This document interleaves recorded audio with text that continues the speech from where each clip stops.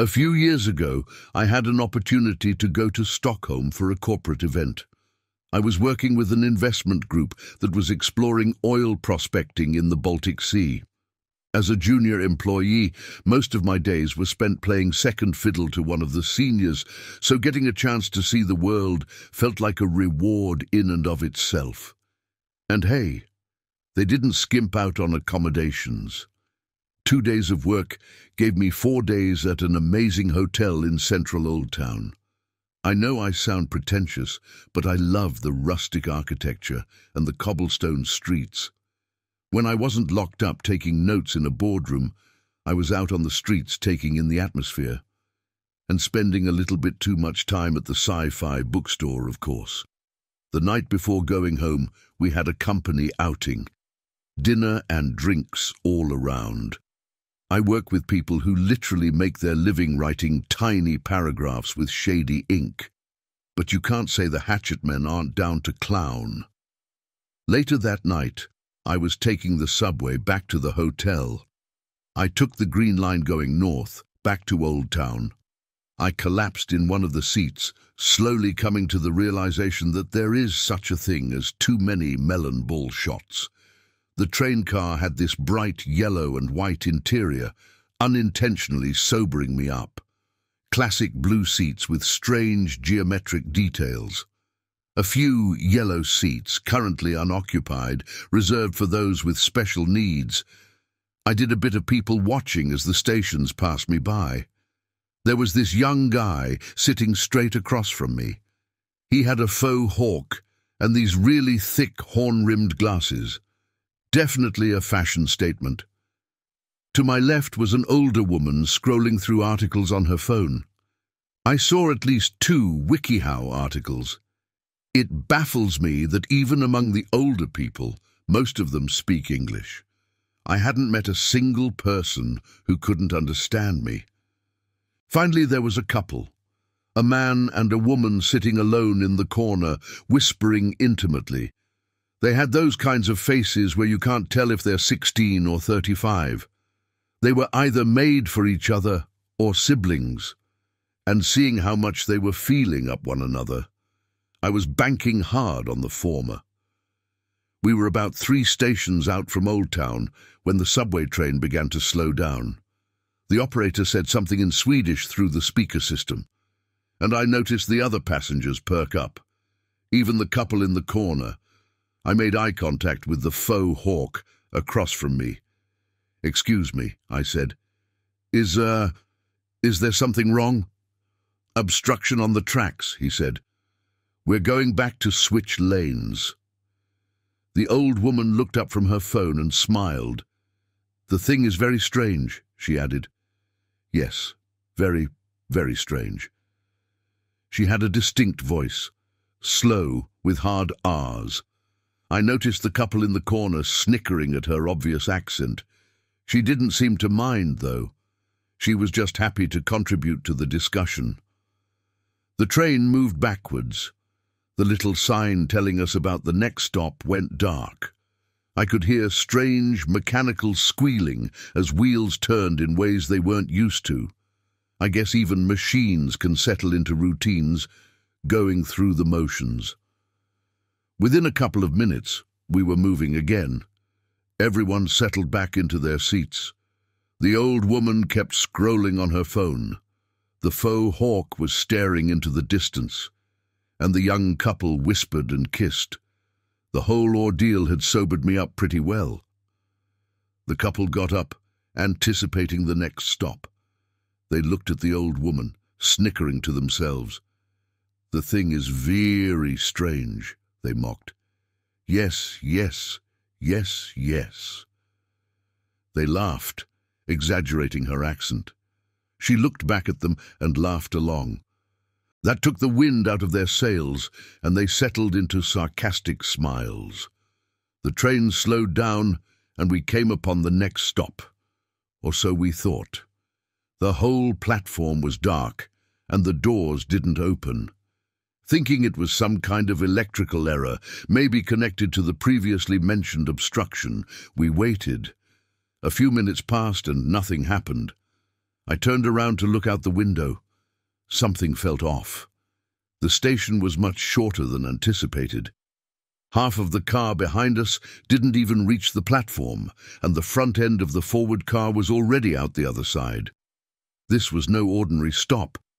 I figured it might be some kind of service station, but then it would have stopped in a way that the operator could get off. Then the lights went out. The train powered down. We all brought out our phones, trying to find some kind of emergency exit or button. The man of the couple tried to make a gap in the doors, to force them open. His girlfriend scolded him in Swedish, and he stepped back, defeated. She pointed at a hatch and a green handle next to the door, some kind of emergency opening mechanism. Just as she was about to pull it, she stopped. I saw her squinting out the door, as if spotting something in the distance. The rest of us did the same, trying to figure out what she was looking at. In the distance, a light flickered. There were people on the platform. I only saw them for a moment, but I counted at least 6, all standing there, motionless. The couple moved away from the door, taking their hands off the emergency exit handle. They backed away and placed themselves on the yellow seats. Immediately, the old woman perked up. Those chairs are for the others, she said. You shouldn't not be sitting there. The man of the couple snapped back at her angrily, ranting in Swedish. The old woman nodded, listening intently. I want the everyone to be included, she said. You shouldn't not be rude. The man in the couple looked straight at me. I think. It was hard to tell in the dark. Are you brain damaged? He asked. Not unless you count having melon ball shots, I shrugged. He turned to the faux hawk, asking the same question. Faux hawk didn't engage. No brain damaged people here, the man grinned. I guess we can sit wherever the fuck we want. A pale light on the platform came on, and this time it stayed on. There were way more people than I'd anticipated. I counted 12 off the top of my head, but I could have sworn I saw more of them in the distance. They were all dressed in black. Hoodies, leather jackets. Some had balaclavas, others had white scarves. All wearing gloves and standing perfectly still, distributed evenly throughout the small platform. I could see their chests rising and falling. It almost looked synchronized. One of them stood out. She was a bit shorter and thinner than the rest, possibly a teenager. She had this dark grey windbreaker covered in white handprints. Her head was covered in a black stretch fabric. It didn't even have a cutout for the eyes. It took me a few seconds to realize she was holding something. She held a black and red cable, one in each hand. A car battery rested on the dirt-stained floor tiles next to her. Everyone jumped out of their seats to look out the window. Faux hawk sprung into action, reaching for the emergency phone, a line directly connected to the train operator. He tried it a few times, but couldn't get a connection.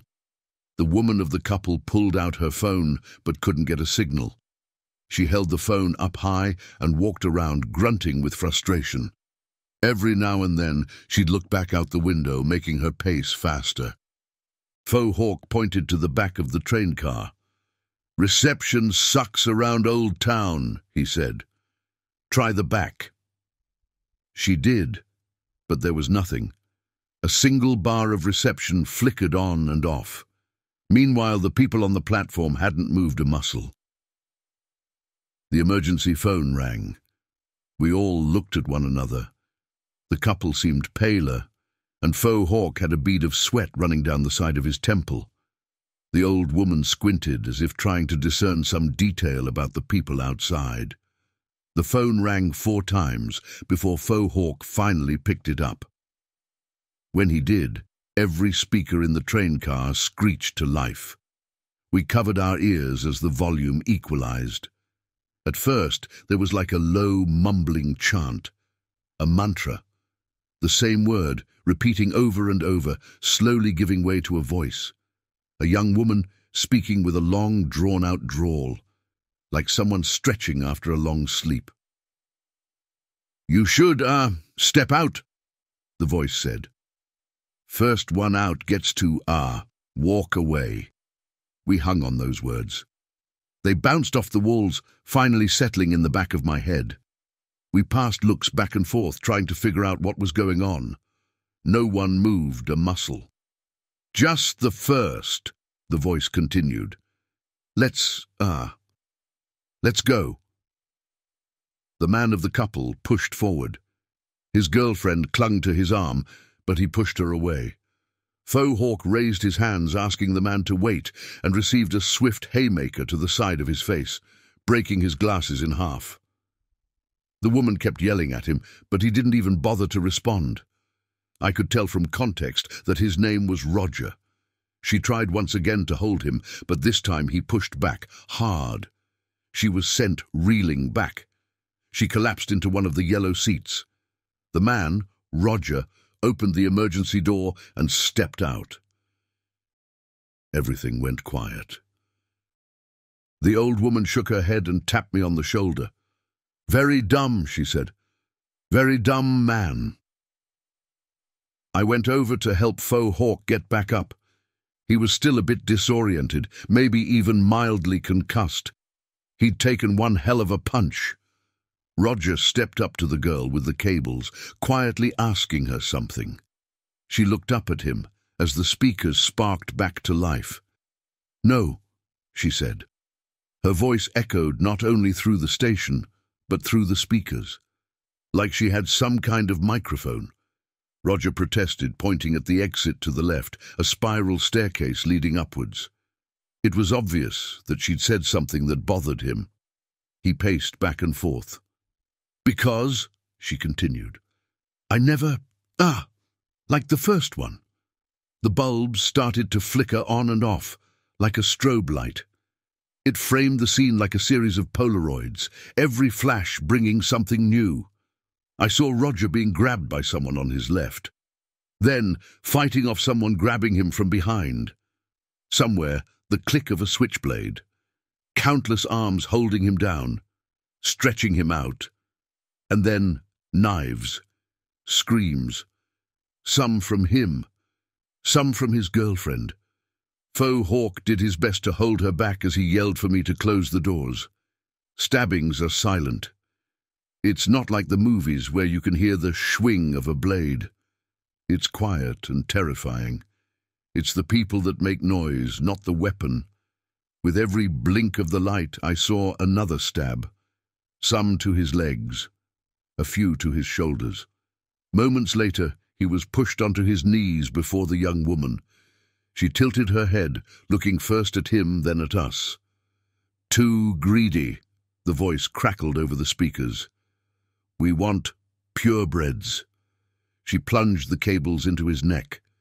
It only took moments for the smell of burnt hair to reach us. I heard his muscle spasms as he collapsed onto the tiled floor, taking shock after shock after shock, straight to the neck. Even at a distance, I saw how the skin contracted, blackened, and cracked at the seams. His girlfriend kept screaming his name. She couldn't help herself. She collapsed onto the floor, her hands feebly smacking against the thick glass of the now-closed subway doors. The voice returned, now with a slight gasp. I couldn't tell if it was exertion or excitement. "We're, weeding bad ones," she huffed. "Now give us the one with the most time." We all looked at one another but didn't know what to say. My eyes kept getting drawn back to the remains on the platform, still bleeding from half a dozen open wounds. Smoke rose from his mouth. The old woman broke the silence. "I am Evelina," she said. "I am 76-year-old. She held a hand out to Faux Hawk. He took it. "Casper," he said. "I'm 24. I introduced myself, telling them I'd had my 32nd birthday not 2 weeks ago. The final member of our group was too panicked to speak. She kept wailing, repeating Roger's name and weakly clawing at the window. She'd reverted into some primal state, like a child crying for its mother. "I have had most of all time," said Evelena. "Many years." "I think they mean who has the most time left," said Caspar. "That would be me." "Oh, I got the many years left," smiled Evelena. "I'm a gunpowder lady." I tilted my head, but didn't get the question out. Caspar tapped me on my shoulder. "It's just an expression," he said, "like son of a gun." "Right," I nodded. "I don't think that counts, though." "Yeah," nodded Caspar. "Me neither." I walked up to the woman on the floor. I leaned down and asked her about her age or some kind of identification. She burrowed her face in her hands, and I saw streaks of tears seeping through the gap in her fingers. She was shaking and kept rocking back and forth. All the fire had burned out of her, leaving only the remains of a mind behind. Caspar moved up to one of the windows and smacked it. "Hey!" he yelled. "Do you mean the oldest or youngest?" There was no response. The people on the platform just stood there, their chests rising and falling in unison. Their excitement was palpable. Some of them hadn't put away their switchblades yet. One of them had a one-handed fork, still dirty from toiling in the garden. "You hear me?" continued Caspar. "I said—" There was a loud smack as 6 pale hands pressed against the window. They'd come out of nowhere, 3 people looking right at him, as if responding to a challenge. They seemed young. 2 of them wore white scarves, while the third had some kind of turtleneck pulled all the way over his nose. Their pupils were dilated, making their eyes look completely black. At this distance I could see them trembling with excitement. One of them kept stomping with his foot. One of them had a shaky hand, making it tap against the glass. One of them pressed themselves so hard against the window that I could see the fog of his breath. Caspar fell backwards, tripping over his own feet. His mouth was wide open, as if trying to force more air into his lungs. I don't know what to do." He shook his head, moving his mouth. Maybe the words would find themselves. I don't know. As they backed away from the window, I grabbed the woman on the floor. I forced her hands down and stared into her face. She looked so different. Her mascara was running. "I need you to tell me your age," I said. "Please tell me how old you are." I'm... She tried to get it out, but every word got stuck in her throat. "Ha! Hannah! And how old are you, Hannah?" She looked at the other 2, as if trying to understand what I was asking. "They want the youngest," said Caspar. "The one with the most time. Are they letting us go?" "Maybe." She took a few deep breaths, closed her eyes, and dropped her voice to a semi-whisper. "I'm 21, she said. I'm the youngest." Evelena smiled and moved over to help Hannah off the floor. Hannah took her hand and got up, leaning against a handrail. "I am sure they will. Do good," said Evelena. "That's why they ask for most time." Caspar nodded. "It could be a no women and children kind of deal." I could tell Hannah was uncertain. Maybe they'd let her go, maybe not. But after seeing what they did to Roger when he made a bad impression, I figured we ought to at least try to play along for the time being. Hannah seemed to agree as she put her hand on the emergency door exit. A thought flickered in my mind. I could have kept it to myself, but my heart raced ahead and kicked my mouth open. Hannah was about to pull the handle when I put my hand on her shoulder. "What year were you born?" I asked. "What?" "You're 21. So what year were you born?" She stopped. Her eyes moved back and forth between us as if scanning for an answer. I can't think," she said. "What does it matter? Just answer the question." It's 2002. Casper stepped up, staring daggers at her. What month? He asked. January, she responded. Just let me... Oh, smiled Evelina. We have same star sign. Great, said Hannah. I'm going. Hannah gave me the side eye as I grabbed her wrist. What star sign are you? I asked. She didn't say anything. She sunk her eyes to the floor, unblinking. What star sign are you? Echoed Casper. She turned away, and he grabbed her neck. His voice pitched into a scream as he asked her again and again. Finally, he grabbed her arms and nodded at me. Check her pockets. She didn't protest. Turns out Hannah was born in 94, making Casper the youngest of us. Whether the most time referred to the youngest or oldest of us didn't matter to Hannah. She was neither. Casper moved up to the door. Why go out there at all? Yelled Hannah. Someone is going to notice we're gone. Let's just wait. I'm not counting on the patience of a group of fucking murderers, spat Casper. And this is abnormal. You ever seen a fucking gang like that? Casper pointed out the window, his finger shaking. Evelina nodded. He's right, she said. Very, very strange, unnormal. Casper pulled the emergency door handle, and the crowd outside dispersed. Giving us one final look, he stepped out. The rest of us kept quiet. Hannah covered her eyes, trying to stifle her sobs. They slowly gathered around Casper as he stepped up to the young woman with the live cables. A silence hung in the air, like she was contemplating something. The speakers crackled to life. Very, brave, she said. You pass. Casper nodded and headed towards the exit, but the crowd didn't move. Instead, they closed in around him. You win. She stepped forward, dropping her cables. She grabbed the side of Casper's head as if going in for a kiss. The others grabbed his arms, holding him still. A hand wrapped around his neck, another grabbed his hair. We did it right, cried Hannah. Stop, we did it right. Rewarded, said the voice from the speakers. Greatly rewarded. In one motion, the young woman pulled up her black mask, revealing a wide-open mouth. Casper was pushed to his knees as she leaned over him. Underneath the black fabric of the woman's mask, I could see her eyes shimmer with an aquamarine tint.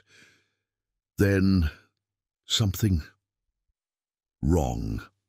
It was only a split second, but as she leaned over him, her jaw widened like a hungry snake. What looked like 100 little white hairs extended through her mouth, reaching into Casper as their faces locked against one another. Less like a kiss, more like the bite of a leech. The electronics went fucking crazy.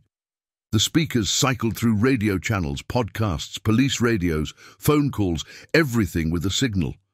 They all burst through the static in a jumbled mess, like someone trying to tell 100 stories at once.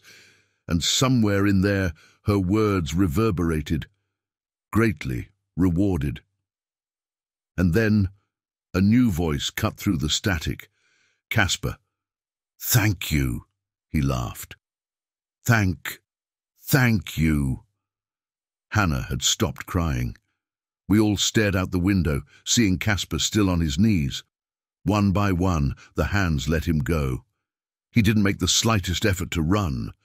He stayed there, looking straight ahead. The young woman pulled her mask back down, picked up her cables, and took a deep breath. They're just gonna kill us, said Hannah. Fucking kill us. Or that. Evelina hesitated, as if trying her best to find the right words. We need to wait. See what them say. So they can do it again? So they can take me too? No! No! Hannah got up and ran to the back of the train car. I tried to keep up, but Evelina put a hand on my shoulder. Our eyes met, and she shook her head. She needs to do what she needs to do, she said. She can still change. Hannah hurried to the second exit and pulled the handle.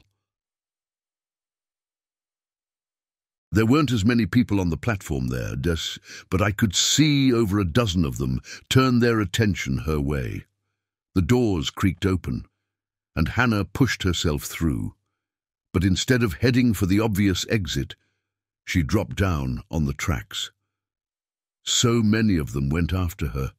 Some ran, some walked. One of them dropped to all fours and galloped like a rabid animal. The woman with the cables didn't move an inch. There were more of them coming down the stairs, at least 6. Some of them laughed. Others howled. One of them kept repeating the same noise, over and over again. Yo, yo, yo.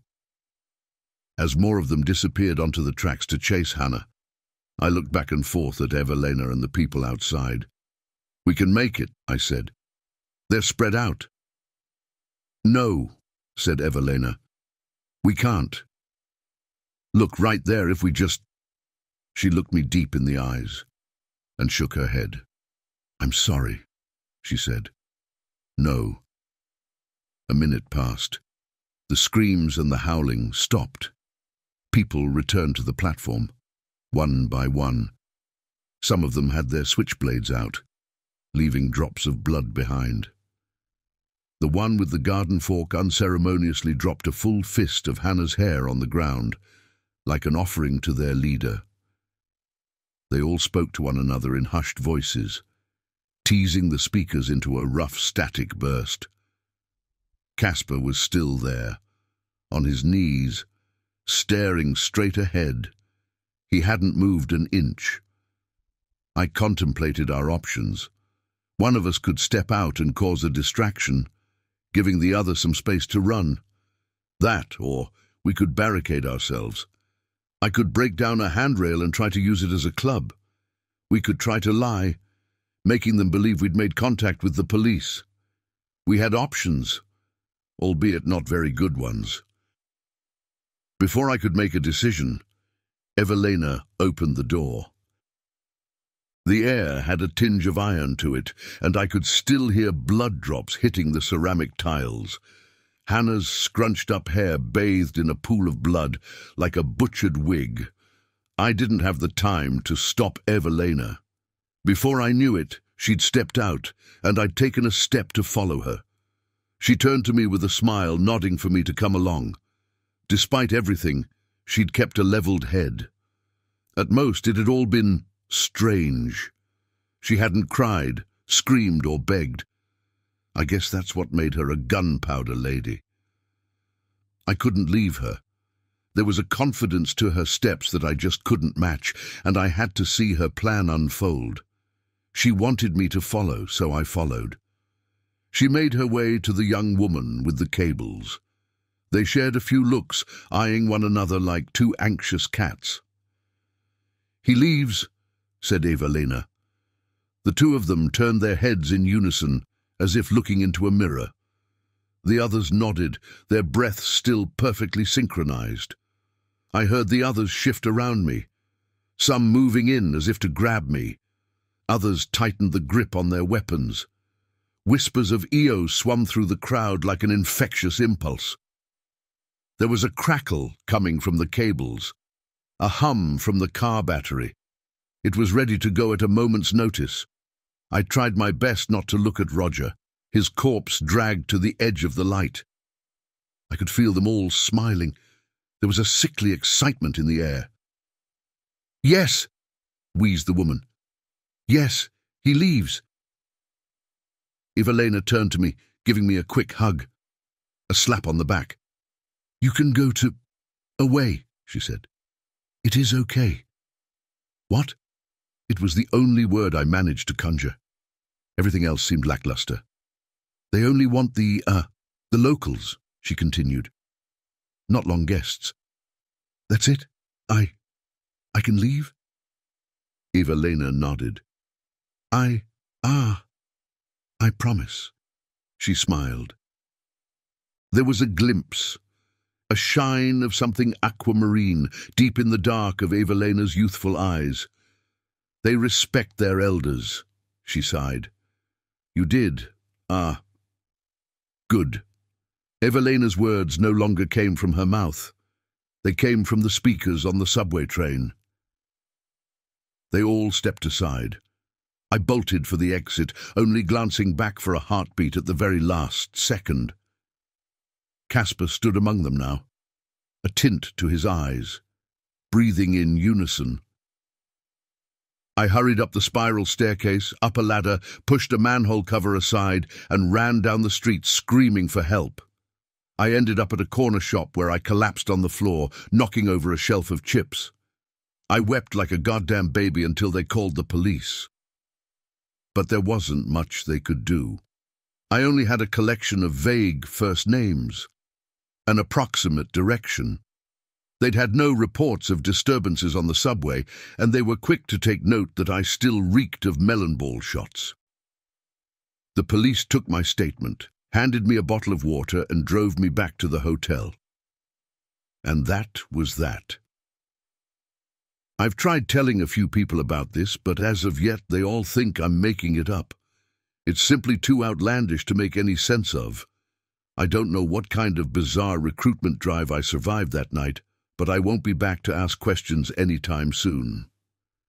I hope you never meet these people in any capacity, but I ask you to look a little closer. Check their breathing.